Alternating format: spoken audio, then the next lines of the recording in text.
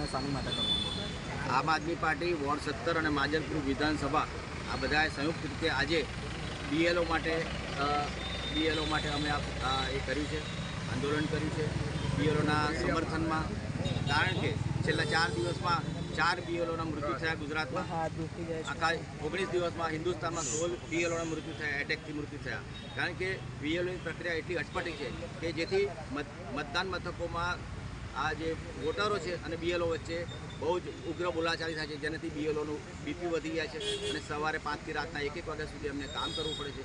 આ શારીરિક માનસિક ભારણના લીધે તેઓ કાળે અવસાન થાય છે, એમનું બીપી વધવાથી એમને એટેક આવે.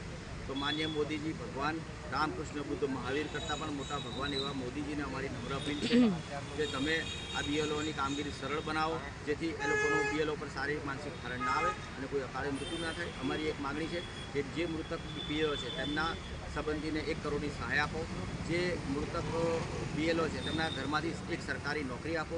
જે એટેક આવ્યા છે જે લોકોને 25 થી 30 લોકો એવા છે જેમને આજે પણ એટેકના લીધે સારવાર હેઠળ છે, તો તેમનું સારવારનો ખર્ચ સરકાર ઉઠાવે અને એસઆઈઆરની પ્રક્રિયા સરળ બનાવો, જેથી હવે આગળ કોઈને મૃત્યુ ના થાય. નહીં તો આ એસઆઈઆરની પ્રક્રિયા અધવચ્ચે અટકી જશે અને આમ આદમી પાર્ટીને હવે આગળ જો આ પ્રક્રિયાને સરળ બનાવવામાં નહીં આવે તો આમ આદમી પ્રક્રિયા આનાથી પણ ઉગ્ર આંદોલન આગળ કરશે.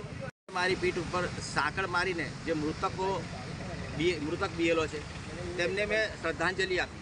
મારી પીઠ ઉપર સાંકળ મારીને મેં શ્રદ્ધાંજલિ આપી કે ભાઈ તમે તો તમારું મૃત્યુ થયું, પણ આગળ બીજા બીએલઓ છે જે લોકો કામગીરી કરી રહ્યા છે, તો એ લોકોના આપણું મૃત્યુ ના થાય અને સરકાર જાગે તે માટે મેં મારી પીઠ ઉપર સાંકળ મારી. હવે સરકારને જાગવાનું છે, મોદીજીને જાગવાનું છે.